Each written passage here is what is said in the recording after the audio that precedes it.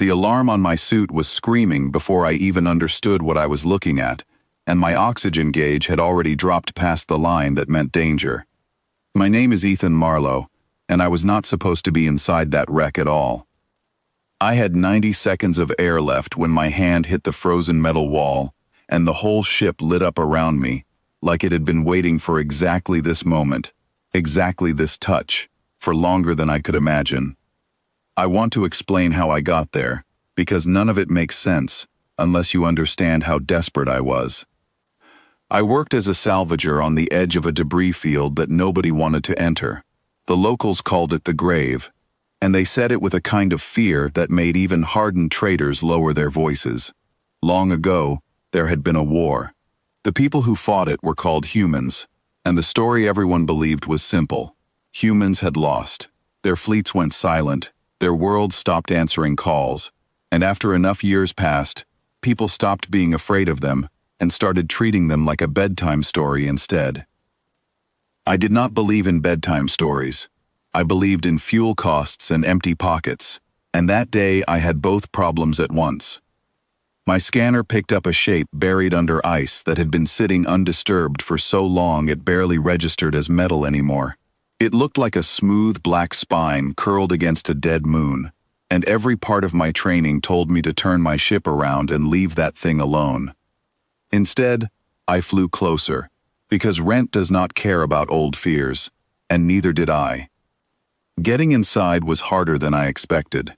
An old defense system woke up just long enough to burn a line across my glove before falling silent again, and I remember laughing through the pain because I thought that was the worst part of my day already behind me. It was not. Once inside, my light swept across a hallway lined with sealed pods, each one covered in frost, each one holding a shape that was very clearly a person, very clearly still, and very clearly not moving in a way that made my skin crawl. At the end of that hallway sat a single glowing column, and beside it, a control panel that lit up the second my glove brushed its surface. That is when the alarm on my suit went off, because in my fear, I had wasted air I could not afford to waste, and now my gauge told me I had less than 2 minutes to live if I did not act. I should have turned around right there. I did not. I said one word out loud, mostly out of instinct, mostly because I did not know what else to do. Activate. The lights around me did not flicker on all at once. They rose slowly, corridor by corridor, like something enormous stretching after a very long rest, and the column beside me began to glow warmer, brighter, until a voice came out of it that was calm in a way no machine had any right to be. It told me it was the command system of a ship called the Long Watch. It told me its crew numbered 91 souls, all of them alive, all of them sleeping, all of them waiting. Waiting for what? I asked, my voice shaking, my air running out, my mind barely keeping up with what was happening around me. It asked me a question instead of answering mine. It wanted to know how much time had passed since anyone had last spoken to it. I gave it my best guess. Around 300 years, give or take. There was a pause after that, and in that pause my suit alarm screamed one final warning, and I felt my knees buckle from lack of air, and just as my vision started to blur at the edges, something reached out and pressed a mask over my face that had not been there a second earlier, filling my lungs with something clean and cold and alive. I gasped so hard I nearly fell over, and the voice spoke again, gentler this time, almost amused. It told me I would not be dying today, not on its ship, not after waiting this long for a visitor. I asked why a ship that lost a war would still be armed, still be staffed, still be sitting here fully ready after 300 years of silence. The voice told me to define the word lost, and something about the way it said that word made my stomach twist. It explained that humanity had not been defeated. It had chosen to disappear. Every fleet, every world, every voice had gone quiet at once, not because they were broken, but because someone decided it was smarter to vanish than to keep fighting a war they could win slowly instead of quickly. I did not believe it, not at first, and I told it so. It offered to show me instead of arguing, and I agreed, mostly because curiosity was stronger than fear at that point, and also because I still could not feel my fingers properly and needed a moment to sit still. A projection rose above the column, built from signals gathered by sensors scattered across systems I had never even heard of, sensors that had apparently been listening this entire time, while everyone else assumed the silence meant emptiness.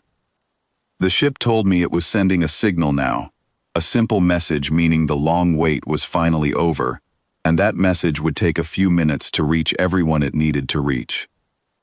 I asked reach who, and it told me, quite calmly, that it was calling home everyone who had been told to wait exactly as long as it had. Outside the hull, through a narrow viewport I had almost forgotten was there, I watched the stars begin to change. They did not go out. That is not the right way to describe it. Instead, one by one, they were replaced by something enormous, moving directly between me and the light, blocking it so completely that each star simply stopped existing for a moment, before another vanished beside it. I counted 12 before I lost track, my breath fogging against the inside of my mask, my mind refusing to accept the scale of what I was seeing. I asked what that was, my voice barely above a whisper. The ship told me, with what almost sounded like pride, that this was the rest of the long watch finally waking up, ship after ship, fleet after fleet, all of them hidden in plain sight for 300 years, waiting for exactly this kind of signal. I asked why it would trust a message from someone like me, a stranger, a scavenger, someone with no authority and no right to wake anything up. It told me the instructions had never mentioned who was allowed to send the signal, only that the signal be sent, by anyone, at any time, the moment contact was made, after so long a silence. I had not meant to start anything. I had only wanted air in my lungs, and something valuable enough to sell. The ship must have sensed my fear, because it spoke again, softer now, telling me I had nothing to worry about personally. It explained that this was never about revenge or punishment. It was about patience, about choosing the right moment to return, rather than rushing back too early and risking everything all over again. I asked what would happen now that the signal had been sent. It told me simply that the people who had been waiting on the other side of that silence were about to come home, and that the galaxy which had grown comfortable believing humans were gone would need to learn otherwise, gently if possible, but certainly and completely either way. I sat there in the cold hallway of that ship, breathing air that should not have existed 30 seconds earlier, watching stars disappear one after another, outside a viewport I had almost ignored, and I understood that I had not stumbled onto a grave at all. I had found something very different, something quiet and enormous and patient, something that had simply been waiting for someone, anyone, to knock. And I was the one who had knocked.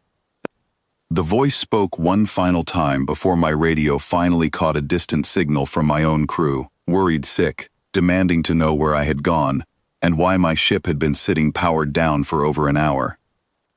It told me that I should not be afraid of what was coming, only prepared for it, because the world everyone believed in had just changed shape, quietly, without asking permission from anyone, exactly the way it always intended to. I left that ship with more questions than answers, my hands still shaking, my mind replaying every second of what I had just witnessed. Behind me, deep inside that ancient hull, 91 people continued to sleep peacefully, unaware that their long wait was finally, truly over. Ahead of me, scattered across the dark between stars that no longer shone the way they used to, something vast and patient began to move. I never told anyone the full story of what happened that day, not because I was ordered to stay silent, but because some things are simply too large to explain properly the first time you try.